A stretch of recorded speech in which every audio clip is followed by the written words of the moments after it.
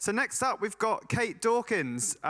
Kate is creative director and founder of her own studio that creates content for indoor and outdoor live performances, shows and brand events in projection and LED.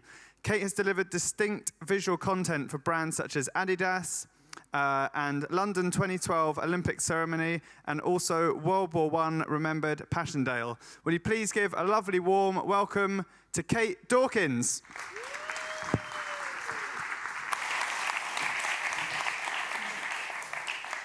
Hello. Thank you ever so much for coming here today. I've got a brand new talk for you, so bear with me. Could go wrong. We've got timer going. So I've called it the meaning of live. That is live and not life. Anyone who's come here thinking that I'm going to give you some insight to that, you'll be sadly, you'll just be sadly mistaken. So who are we?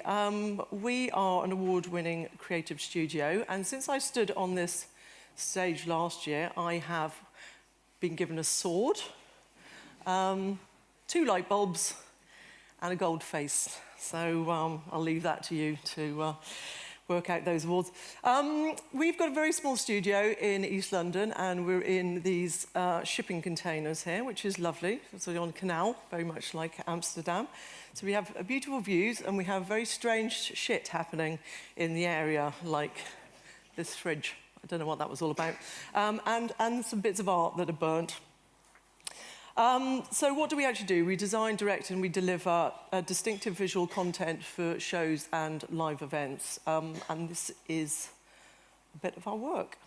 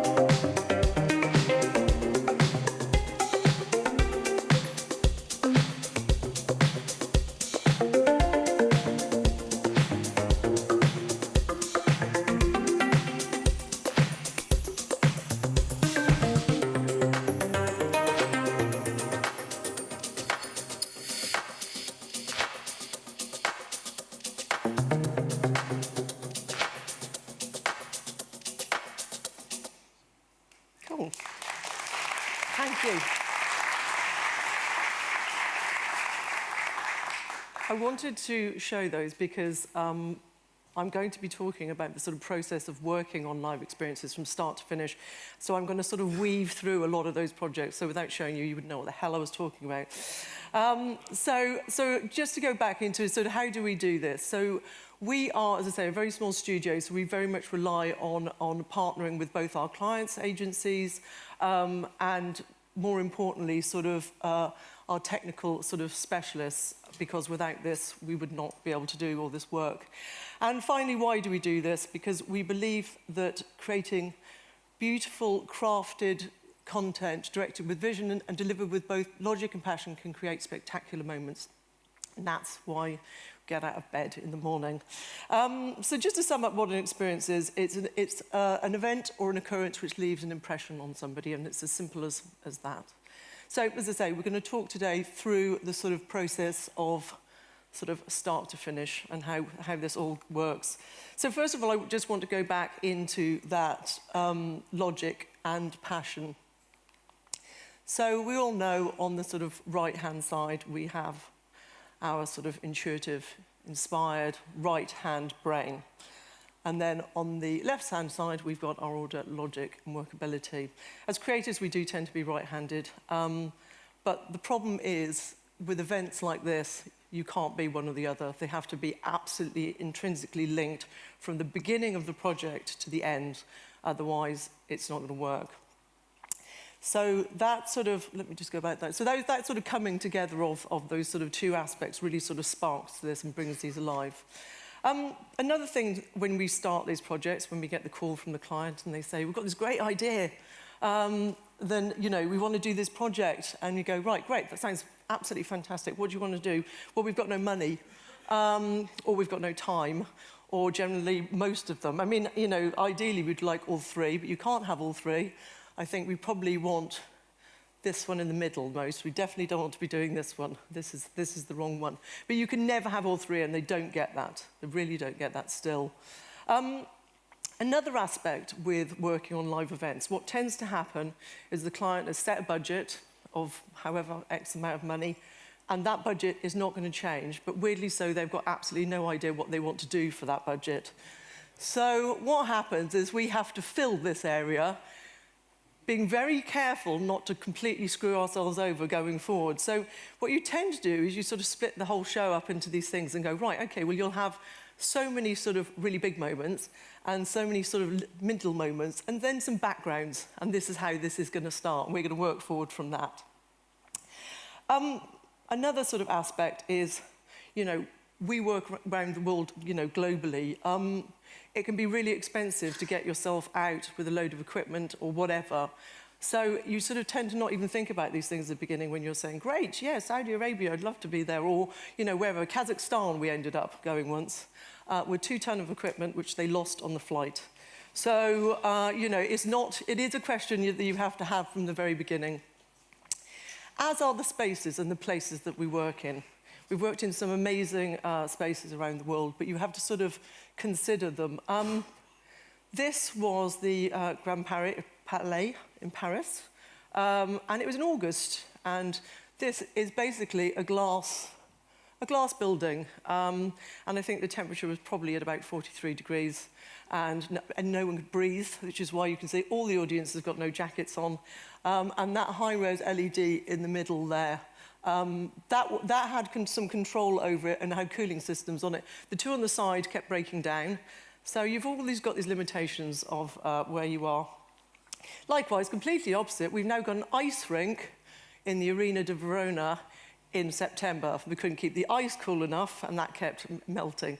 So all these things are sort of, you know, sort of being challenged. I think it's nice also, I wanted to show these pictures to you, if I can get the context of where they are on the sort of final piece in the middle, because some of them, they don't look very, very good. Like this one, this is in London, and it's just a basement that they rent out for sort of parties and events. So we work on this Adidas job, so we ended up putting an interactive wall using those alcoves to back project. So you're sort of working through all your sort of places. Royal Albert Hall, stunning location in London. My first time working there, we hung 4 back projected gauzes for part of it.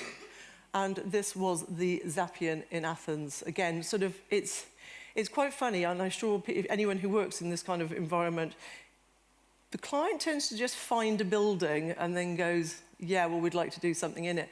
And they sort of don't consider that it's really complex to do this. And it ended up having to fill all of these sort of bits between the columns in order to give us our surface. So, a bit crazy. Also, sort of the spaces around. Big projection mapping. This was the big building you might have seen in the show reel.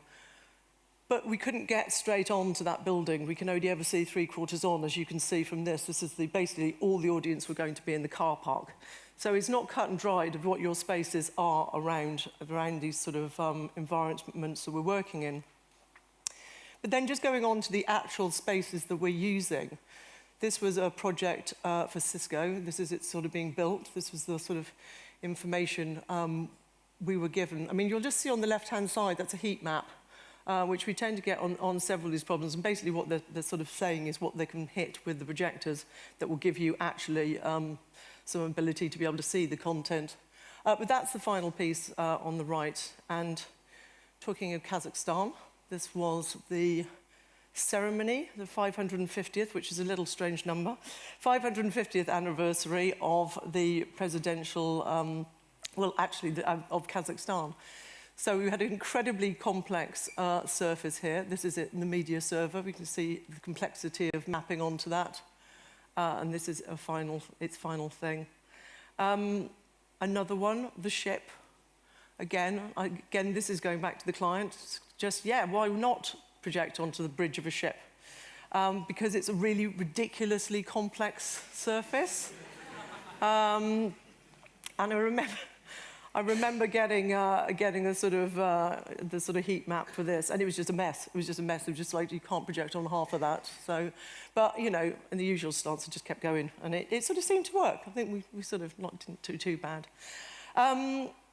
And the other one we've worked on, which again is a sort of a very complex environment, was the London 2012 ceremonies. I don't know if you know, but they had these LED paddles that were attached to each of the seats. There was 70,500 of these attached to the seats within the stadium. But as you can see, it's an incredibly complex structure. The two tiers of seating weren't the same angles, and we had all manner of issues, which, you know, I've sort of said in many talks before, we spent months of sort of research and development trying to work out how even to put a circle onto this, and in the end, that's what we ended up with, this sort of fat-bottomed egg that gave us this sort of, I suppose, a near circle. Another thing people will tend to not think about, and things that we have to think about as the team, is light levels. This was New York. This is where the ship was. I was sent over before we started the project because we didn't know if it was actually going to be dark enough to actually be able to do it, and how late we had to actually start the experience. It was a 2-minute piece being run twice. It was for VIPs ahead of the auto show in New York. So I went and sort of sat and took these pictures every sort of half hour. And as it was not dark enough. But we also had to work out where the moon was at that particular time. So there's all these sort of crazy things that you have to sort of start looking into that you don't normally expect to do. But also daylight. That piece in the Grand Palais was in daylight, which is a sort of unusual time to have an event. But I suppose whilst you're using LEDs, obviously they're powerful and they can work and you can have them whatever time. But I do sort of favour a dark place myself. Again, this is the World War I Remembered Passchendaele project. You can see how light it was still. Again, we had to hold, not the show, but the show had to be built around the projection starting at a certain time in the day, because it just wasn't going to be bright enough and it just would not hold.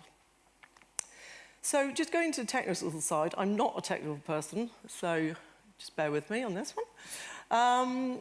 Again, here is the heat maps from the Royal Albert Hall.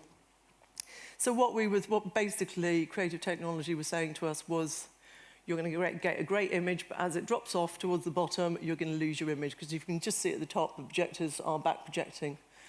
As it turned out, they did an absolutely stunning job and managed to hit nearly 85% of of that horrendously high piece of gauze. So it was great, but you have to start off with the worst case scenario, otherwise you don't know what you're going to get.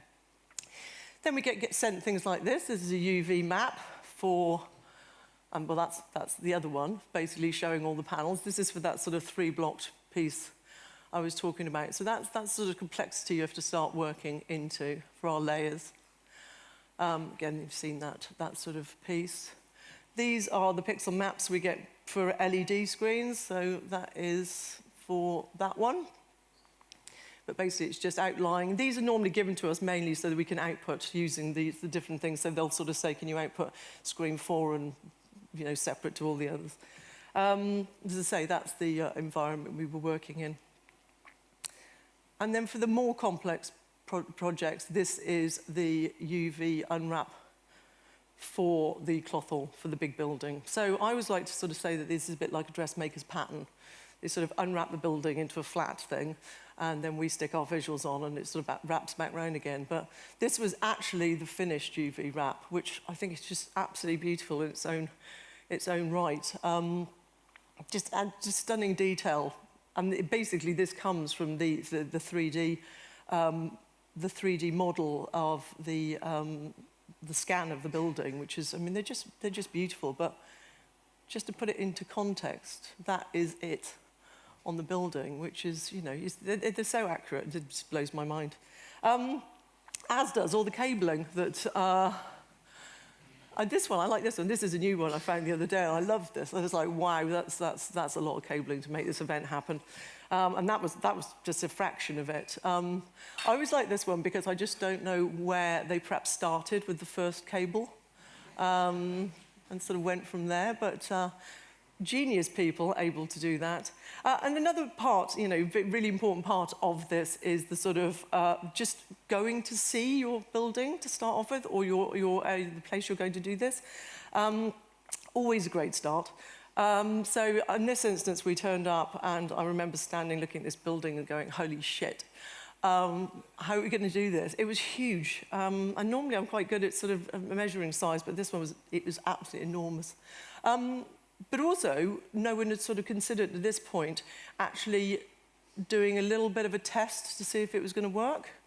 So the guys from CT, Creative Technology in London, bundled projectors into the back of a van, drove over, waited till it was dark enough, opened the back doors and shone the grid onto it.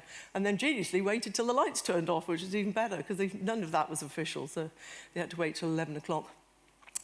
And how does this all work? I mean, I just mentioned the dressmaker's pattern. That is one of our animations on its pattern.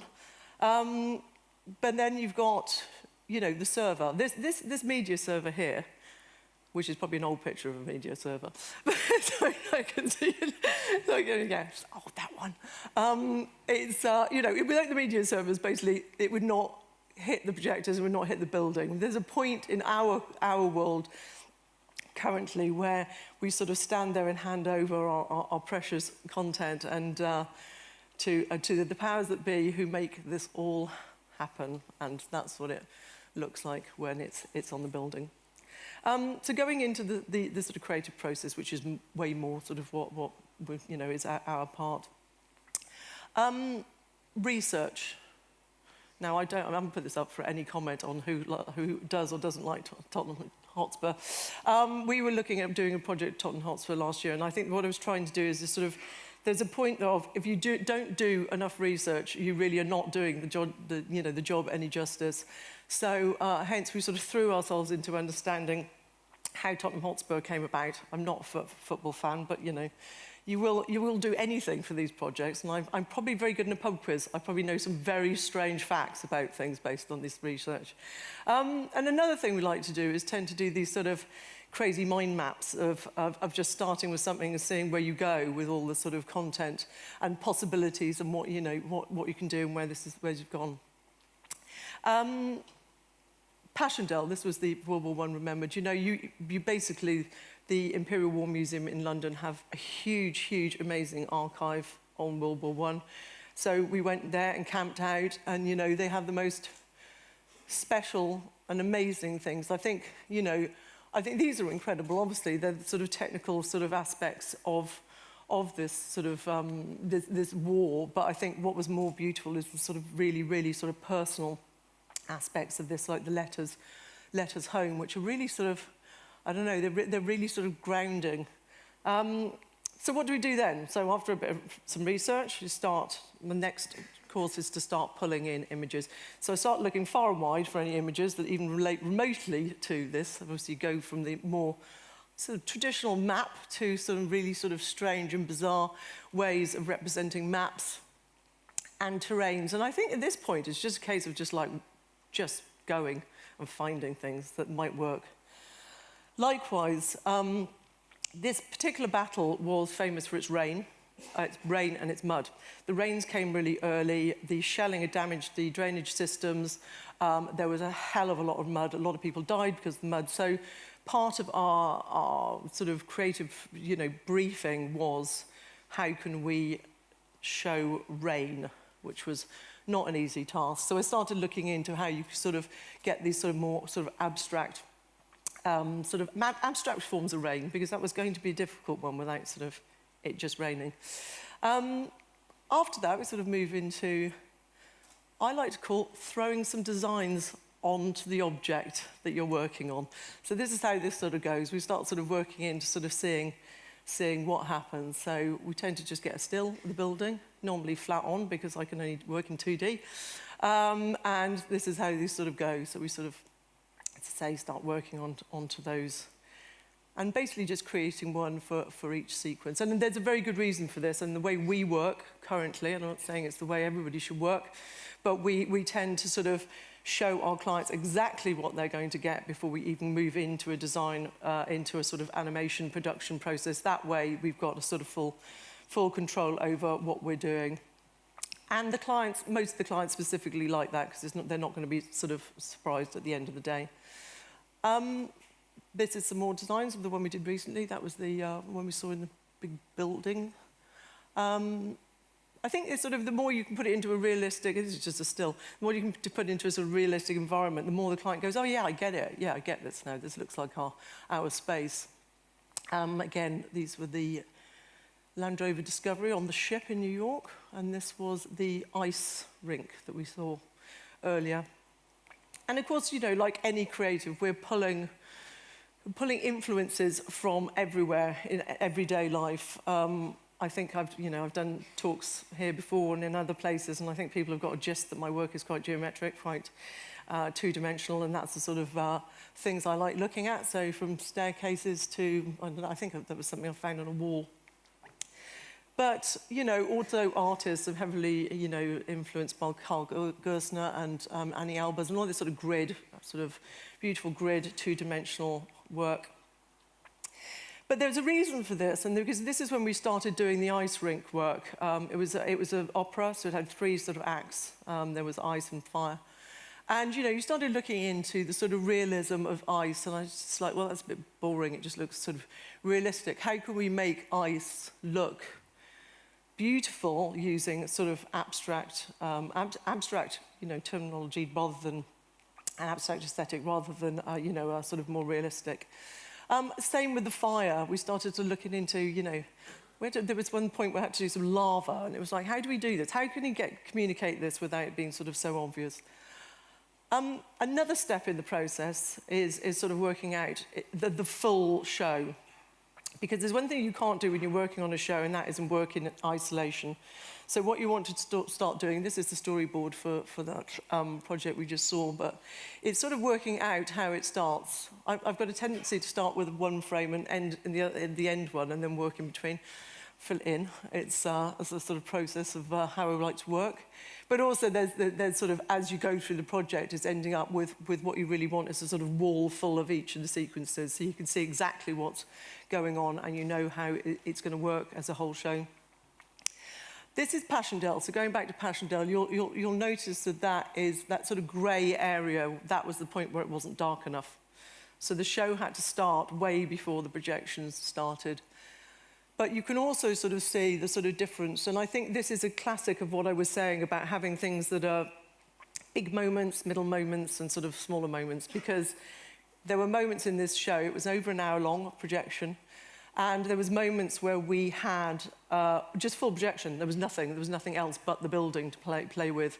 And then on a sort of more middle level, we had performance happening on a small stage next to the building. It desperately didn't want to sort of drown out, you know, what was happening. And then there were other moments where we just sort of shone some sort of light and had some sort of hopefully beautiful sort of textures as are going on here with it. So that's you can sort of see, the blue ones are projections. The projection ended up taking over way more towards the end of the show. Another very important part in our process of storytelling, how we can get the storytelling across. Again, this is part of Passchendaele. You know, we were so lucky to receive these absolutely beautiful images of the soldier and his wife, and we also had the family. And we also received the letters you can't see very clearly on here, which is sort of what we thought when we received these letters, like what we're supposed to do with these. Can't see them at all. So we had to replicate them or even work on them to bring the type out. But it was really important that we were using this.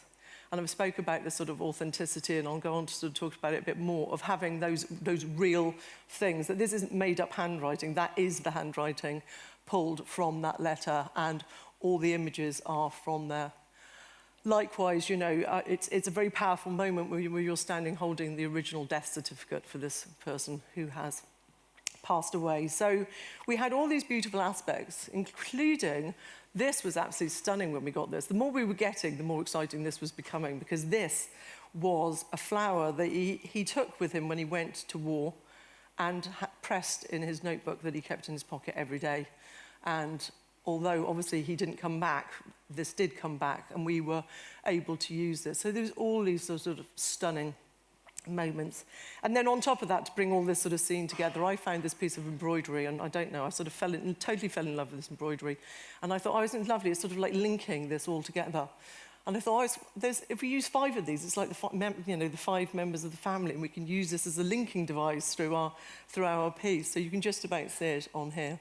This was one of the style frames. But if you look on the 2 outer screens, what you'll see is we had his face really big, and obviously slowly as we went through the sequence, as he passed away, he sort of receded back, and his wife became the strength in this. So there's sort of simple elements of storytelling without them having to be sort of spoon-fed to you, and sometimes they may not be obvious to everybody else, but they were obvious to us.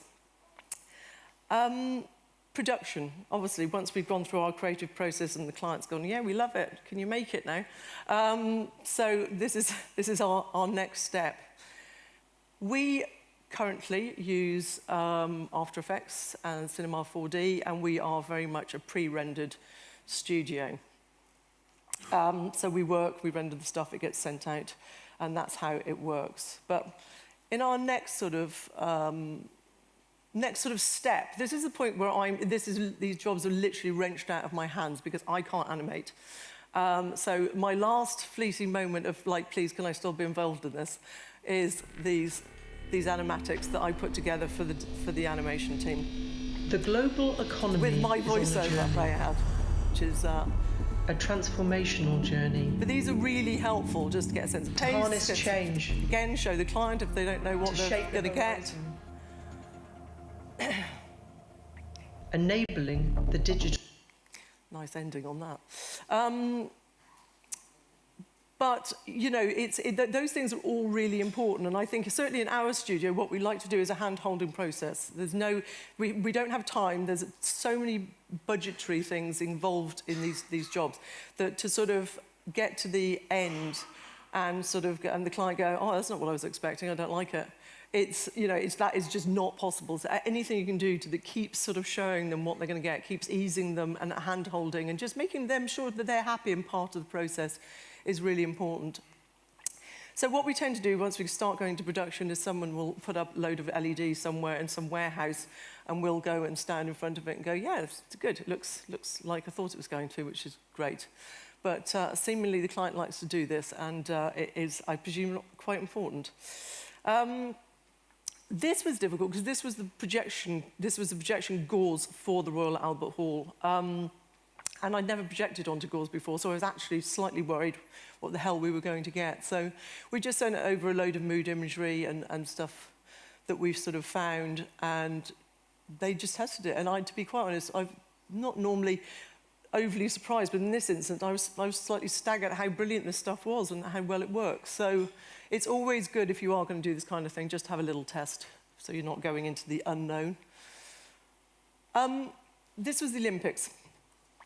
This is the LEDs in the daylight. And just going into testing, this testing isn't always easy, because you're putting up a load of LEDs in seats into a stadium that's being built. And as I said, there was 70,500 of them. So this was the first day we got in, and this is the only amount of LEDs they had in position, which is just 3 banks of them in that whole space. What makes this sort of more alarming is that this is the 23rd of June, and the opening ceremony was on the 27th of July.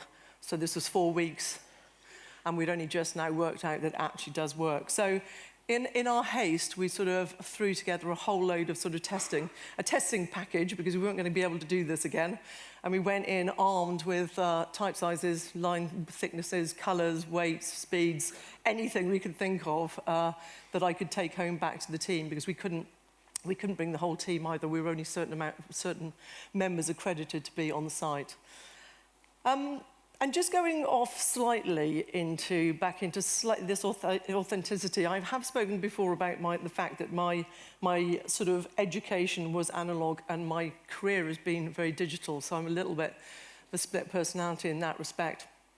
It's the same as the photographs. Everything has got to be grounded in a sort of sense of design thinking. We don't make wallpaper. Everything has a sort of grounded, but also where we can use things that are real, the better.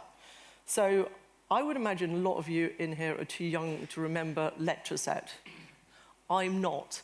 So I used to grow up with lecture set around a lot, and we were doing a music video. So one of our designers in the studio had this. So we were doing a music video for Elton John's "Are You Ready for Love?" And I was determined that this type, because the track was a 70s track, was going to be the original type from that era. So I scanned in all the typefaces from the Electroset catalogue and used those, which gave us sort of a real... to me, I knew that this was the case and that this wasn't a digital piece. This was very much an abstract piece, an analog piece or organic piece delivered in a sort of abstract form. But likewise, this was for the Festival of Remembrance, the Royal Albert Hall. You know, out came the rubber stamps. I do like a rubber stamp. But also, you know, all of those telegraphs were typed. They weren't handwritten. They used to send them out typed. So I got my mother's old typewriter out and managed to find an old ribbon for it, and sat there going through this. And I tell you one thing, you don't realise how long that war was until you have to start typing out the months, and then it becomes a stark reality of really how long that was. Even these I like this. That does say "can't" for the way, just in case anyone thinks I've managed to slip in some Easter egg into the Olympics. That was done with rubber stamps, and I was determined that this fanzine, this rock and roll fanzine, was going to be done as a fanzine would be. So, you know, that was the sort of that's the way we sort of like to work. But also we do obviously have to have in other aspects of shooting to create aspects for our projects. This was a digital face that was created for this project. Adapting our strategy, harnessing technologies, data, AI, automation. So, you know, you can see we'll do whatever's needed, necessary. But going back to that sort of influences, this is Anthony McCall's sort of light installations. I remember seeing this and thinking how absolutely stunning it was. And we had this moment at the end of World War I, Passchendaele, where the soldiers were going to sort of... we had real soldiers and they were marching through Menin Gate, and we had to do something on the building for the broadcast that was still picking that up. So we sort of took this moment of like the soldiers walking into the light, never to return. I mean, this was the whole point. It was just going to go to black. So one of our animators hired some blue screen. We got in some uniforms, and he was the worst soldier ever. it was funny because our client was actually with the head of the British Army at the time, and he kept sending me videos, which I sent to her, and she kept saying, nope, that marching is terrible, they're not going to go for it. So in the end, just some shuffling towards the light worked. But we had 3 uniforms for him. Again, it was important that it was accurate. And it was the hottest day in London, and he was in this full wool suit in his house. But that's what it turned out like, and it was a very, very, very beautiful moment. Pre-visualization is really important. Now, this is going back to the Olympics. You can see how much has changed in a moment for pre-visualization. We not only, going back to this hand-holding the client and showing them what they're going to get, it's vitally important that we're able to see what we're going to get, because you see, we couldn't see the real thing till June. So that was a very sort of clunky, sort of point that the media server was able to show us, but it still worked. But this was the Festival of Remembrance. I actually sent out the order for the armistice to the troops. The budget was so small on this because it was a charity that we just ended up just creating something in Cinema 4D really quickly with a picture behind it, and that was good enough to be able to show the client what they were going to get. So you sort of find out sort of all the means possible. This was the bridge of the ship. This again, a little bit more advanced because this was actually done in sort of modelling. I think this was in D3. And of course now there's software. There's software called Previs, which friends of mine have developed, and that meant we were able to put our content onto the building in real time and be able to see if it could work. However, there are still limitations to this kind of thing because you're still viewing it mainly on a 27-inch iMac. So it doesn't matter how it is, you've still got a massive, great building on a little thing. So we sort of set up the VR system, and again this was quite low res, but this was brilliant, because if you think about these kind of events that we're working on, they are outside most of the time. These bigger ones, they are in public spaces. There are no get-in time. They've got to get in and get all the projectors into place. They've got to get the projectors aligned. So we sort of tip up with not much time to go, and there's sort of like we don't have any time to change anything. So we have to be doing things before going ahead to find out what is wrong. This was a funny story on testing and finding out what you can see. We realised that we weren't allowed to take any photographs whilst we were in the Olympic Stadium, of course, for obvious reasons.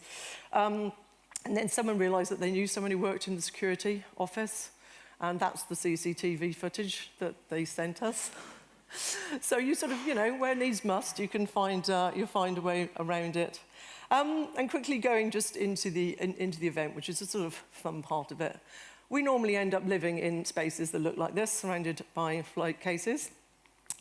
We normally end up, and we turn up and it looks like this, and they'll say the projectors aren't lined yet, and, et cetera, et cetera. So we get to sit around. We end up sort of working on the move or in odd places and putting up with shit like I worked on a show called Fast and Furious Live where we were being poisoned by the cars driving around, or working outside in the rain, or just generally being worked to death, which is the right-hand side. And the faster you get, the more mad it becomes on site, the more these sort of strange scribbles start happening. And messages get sent back to the studio. I mean, of course, everybody knows that is a helicopter, right? It's a helicopter, that one in the middle. That's a transition. I'm all over these. And I think, being on site is a very strange thing. They just sort of do say that you need to be slightly manic to do this kind of work, because what happens is you sit around really bored until someone tells you can see something, probably eating because you haven't got anything else to do. Then someone says something and you get stunned into an inner panic. And then you move into, shit, right, you've got to change all this now. So that's the life it is.